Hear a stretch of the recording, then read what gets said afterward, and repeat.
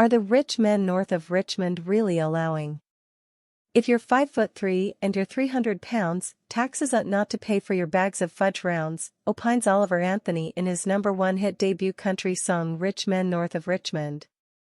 If you're 5'3" and you're 300 pounds, taxes ought not to pay for your bags of fudge rounds, opines Oliver Anthony in his #1 hit debut country song Rich Men North of Richmond.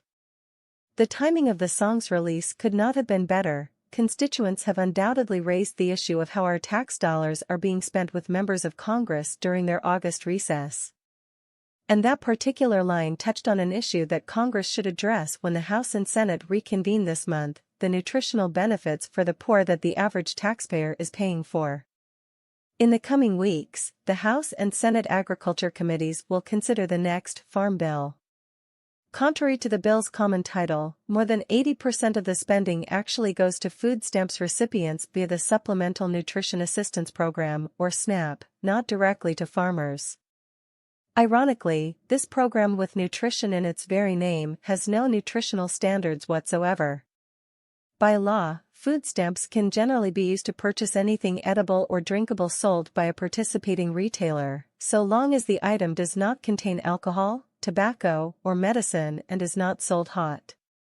In practice, 20% of benefits are spent on sweetened beverages, candy, and desserts, including fudge rounds.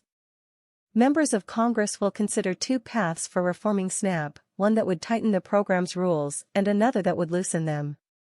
Senator Marco Rubio, Republican Florida, and Representative Josh Burchine, Republican Oklahoma, recently introduced the Healthy SNAP Act of 2023, which would specifically prohibit these unhealthy items from being purchased with food stamps.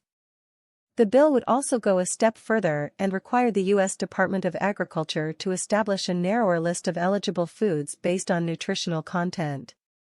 In this sense, SNAP would be made a bit more like the Special Supplemental Nutrition Program for Women, Infants, and Children, or WIC, which provides more targeted assistance to promote good nutrition and overall health among its beneficiaries.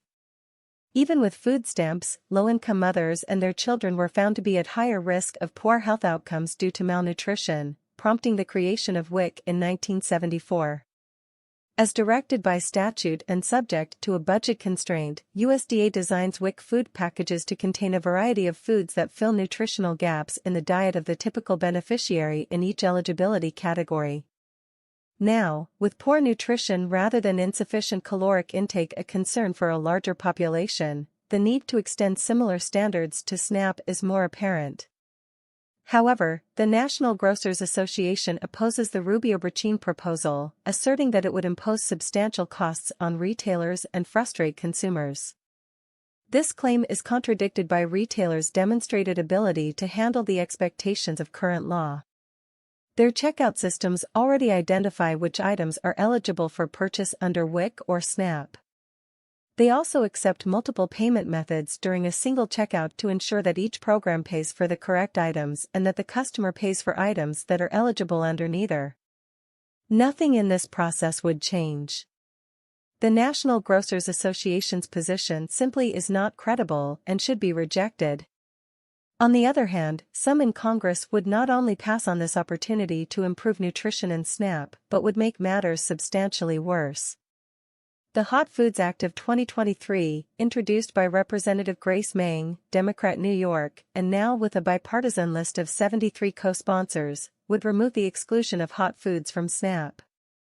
She rightly observes that there is little justification for the fact that current law allows a frozen rotisserie chicken but not a hot rotisserie chicken to be purchased with SNAP benefits. However, the exclusion prevents a lot of unhealthy choices.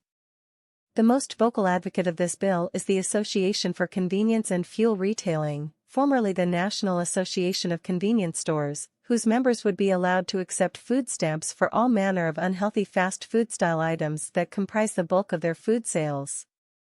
The use of SNAP benefits at convenience stores is already on the rise. In the absence of strong nutritional standards, simply removing the prohibition on the purchase of hot foods in SNAP would be disastrous for nutrition. Simply put, taxpayer-funded nutrition programs should provide only nutritious foods and beverages.